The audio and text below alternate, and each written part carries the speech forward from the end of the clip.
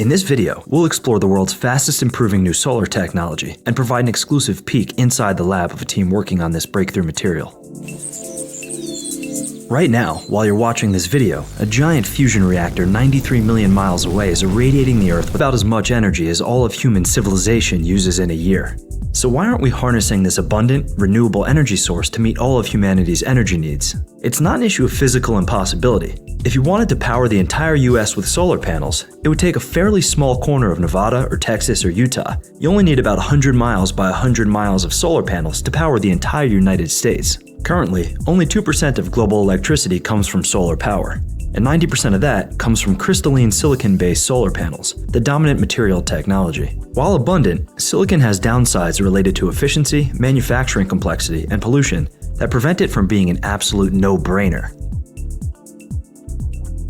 Now, what if I told you about a material that was lighter, more efficient, and simpler to produce at a lower cost? An inexpensive solution that can make a photovoltaic cell so thin that just half a cup of liquid would be enough to power a house. A solar panel so lightweight that it can be balanced atop a soap bubble. Well, that, folks, is known as the holy grail of solar. They're called perovskites, and they might just revolutionize how humans generate energy from sunlight. We headed to Silicon Valley to meet Joel Jean, the CEO of Swift Solar, one of the leading teams working to bring perovskite solar technology to light.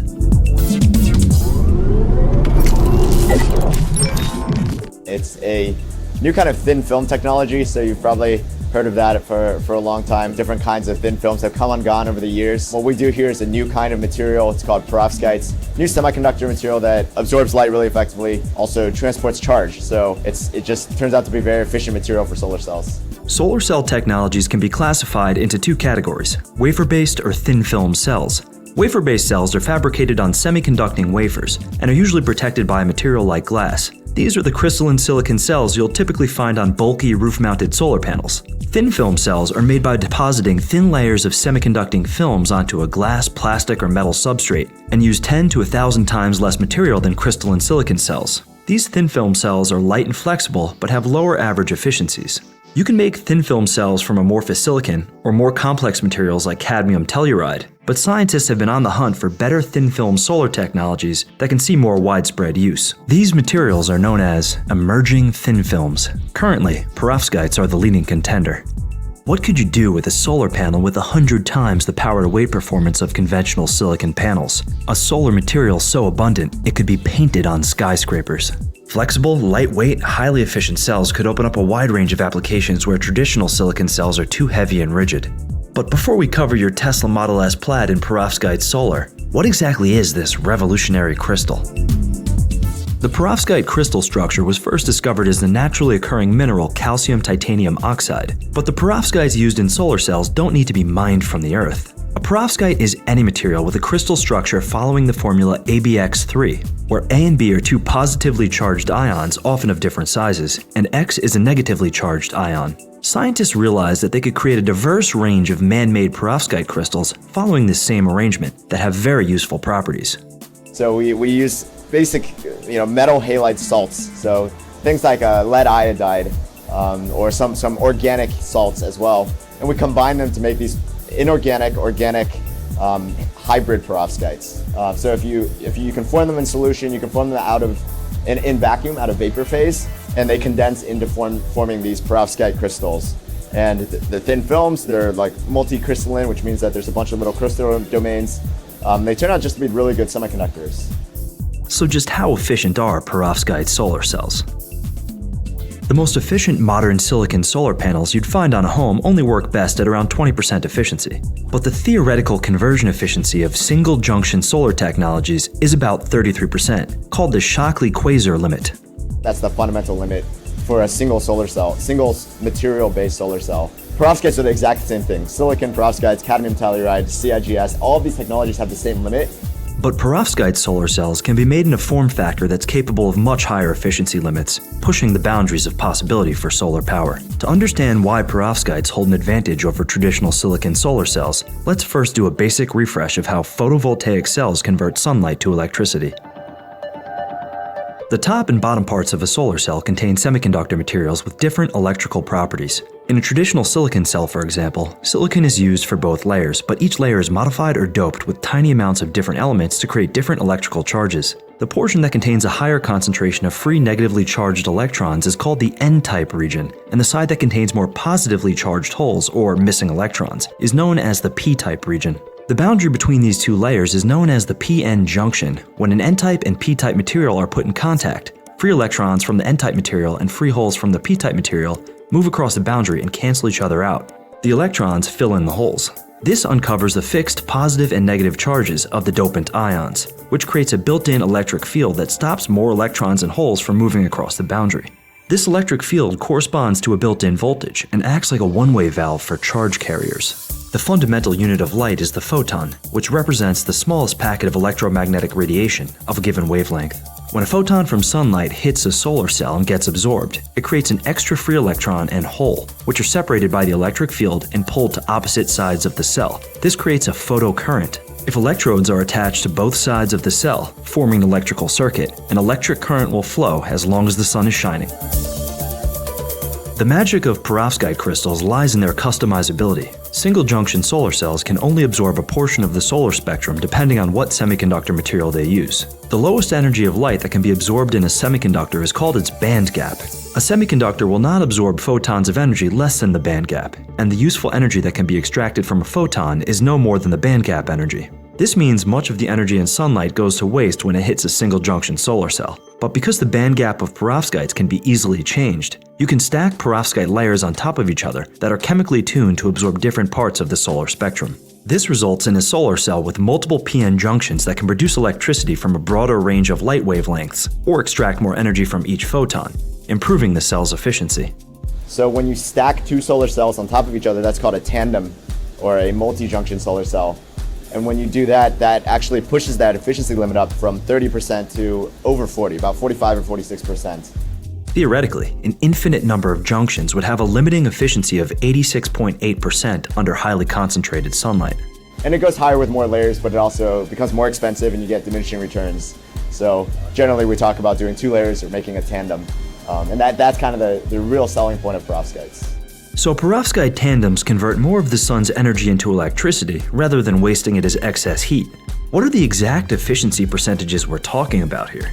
We shouldn't expect solar cells above 40% efficiency, this kind of solar cell, for a long, long time. I think in theory it could get there, but realistically I think in the 30s is doable, which is still a substantial jump from what you see out there on the market today. It's not just performance that's improved. The nature of perovskites allow for manufacturing advantages too. So you only need less than 1% of this material that you need for a silicon cell to absorb all the sunlight.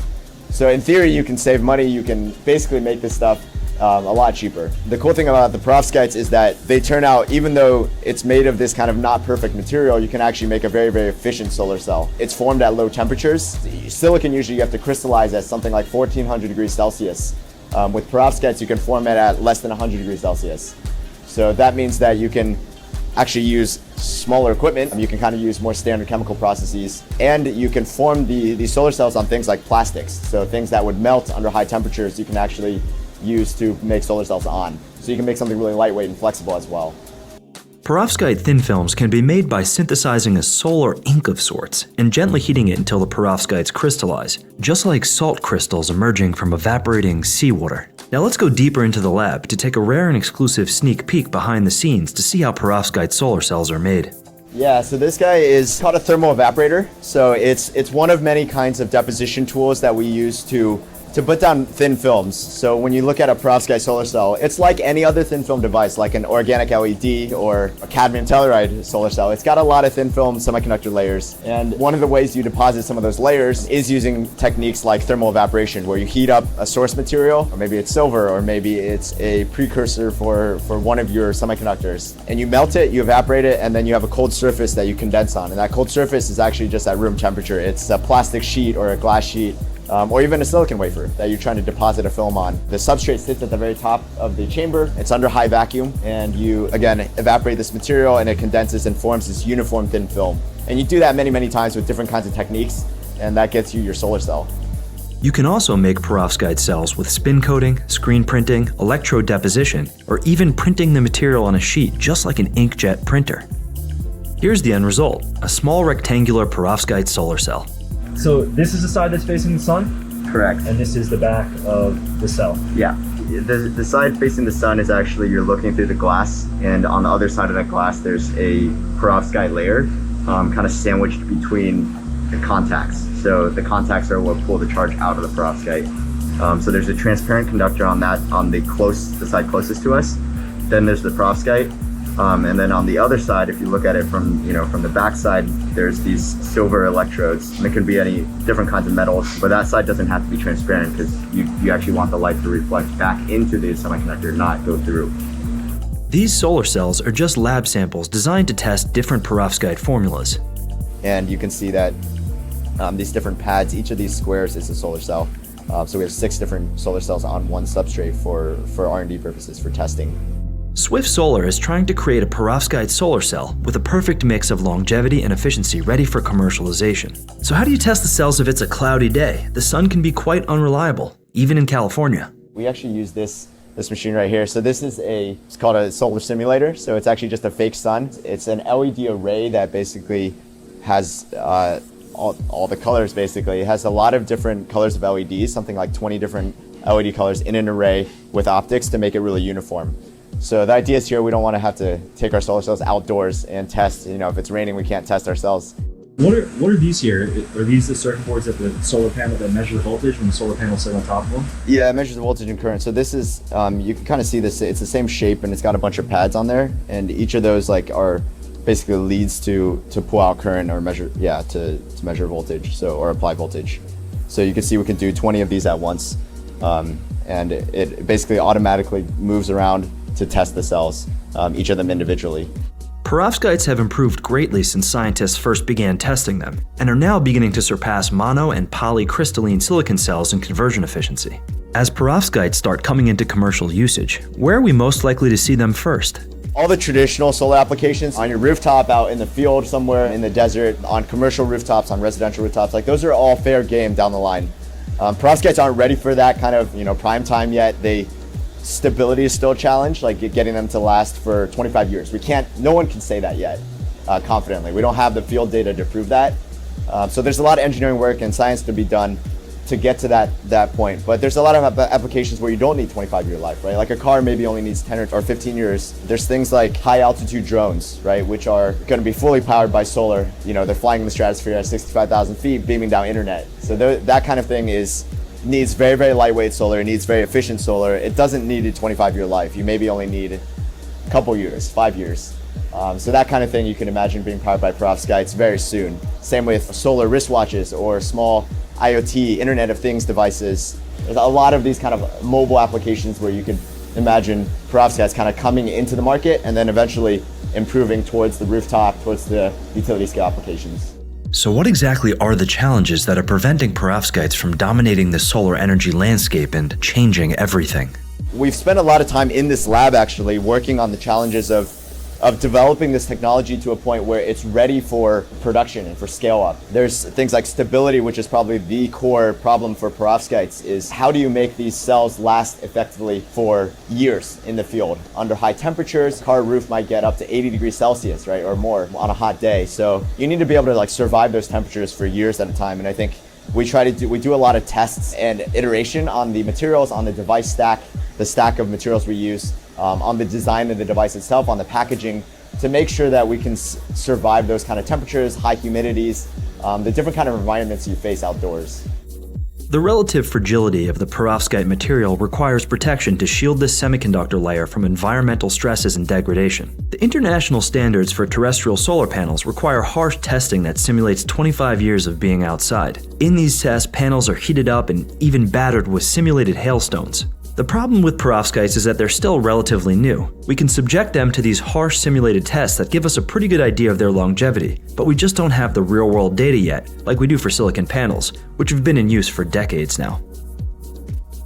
While perovskites are still in the research and development phase of the technology lifecycle, there are many teams all over the world working on improving their efficiency and stability to bring them into commercial adoption. The raw materials for perovskites are abundant around the world, and the solar cells can be made using relatively simple manufacturing processes. This means that perovskites can rapidly scale when they're ready for mass market commercialization.